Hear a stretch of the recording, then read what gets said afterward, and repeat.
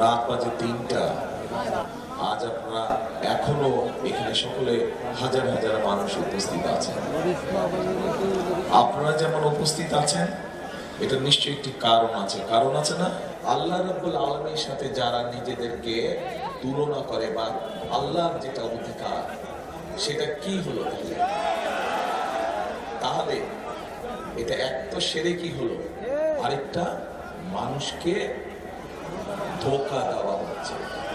যারা ভোটের আগে এরকম ধোঁকা দিতে পারে তারা ভোটের পরে কি করবে এবার বোঝেন আপনারা। তাহলে এইবার বোঝা গেল শুধু যে ভোট নিয়ে তারা ষড়যন্ত্র করছে তা না, শুধু যে তাদেরকে 50 বছর আগে আমরা দেখেছি তা না, তারা মানুষকে ধোঁকা পর্যন্ত দিয়েছে। এবার আসেন তাদের ধোঁকার আরেক কাহিনী। এই গত 2 দিন ধরে পত্র পত্রিকা সহ সোশ্যাল মিডিয়াতে দেখি যে তারা বিভিন্ন মা বোনের কাছে যাচ্ছে, গিয়ে এমনকি গিয়ে ওই এনআইডি নাম্বার নিচ্ছে, বিকাশ নাম্বার নিচ্ছে। শুনছেন খবর? খবরটা পেয়েছেন আপনারা?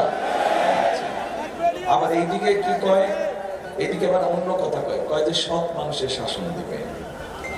নিজেরাই মানুষের বিকাশ নম্বর লয়, ওই বিকাশ নম্বরের মধ্যে আবার টাকা পাঠাচ্ছে। আবার কয় সৎ মানুষের সাথে, তো টাকাটা তো দিছে, টাকাটা তো তাহলে আমার জনগণের পকেট থেকেই টান দিবে, তাই দিবে না?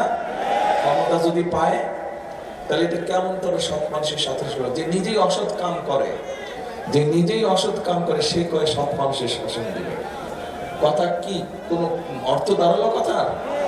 এদের এইসব শিরকের জন্য আল্লাহ সতর্ক বার্তা দিচ্ছে আমাদেরকে। তাহলে এদের এই মিথ্যাচার, এদের এই মুনাফাকি, এদের এই শিরকের জন্য আল্লাহ হুঁশিয়ারি দিয়েছে যে তোরা এটা বন্ধ কর, না হলে আমরা যদি এটা বলে কোথায় যাবে তারা?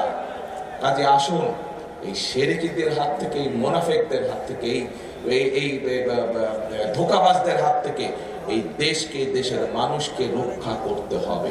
এবং আসেন তো ভাই, আপনার ক্যান্ডিডেটরা যারা আসেন তো, যারা ক্যান্ডিডেট, শুধু 5 জন ক্যান্ডিডেট আসেন সামনে। এই যে 5 জন মানুষকে আপনাদের হাতে দিয়ে, আমি 5 জনকে চেনেন আপনারা? আপনাদের এর আগেও তো একজন ছাড়া বাকি 1 জন 2 জন 3 জন, এই 3 জন তো আগেও এমপি ছিল না? এলাকার জন্য কাজ করছে, এলাকার রাস্তাঘাট, স্কুল, কলেজ এগুলো বানাইছিল। এই 3 জনের সাথে এবার 2 জন নতুন লোককে দিলাম। এই 5 জন দিয়ে গেলাম এই এলাকার উন্নয়নের জন্য। আমি আবারও আসবো ইনশাল্লাহ 12 তারিখে বসবো।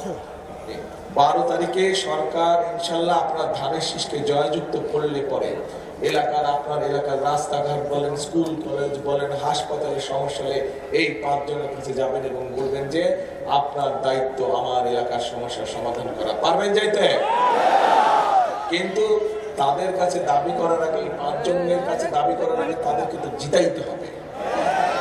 জিতাইতে হলে কি করতে হবে? 12 তারিখে ভোট দিতে হবে। কোথায় ভোটটা দিতে হবে?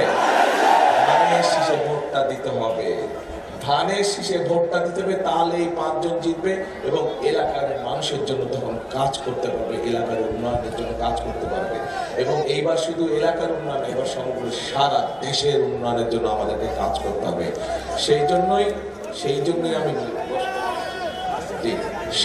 আমি বলি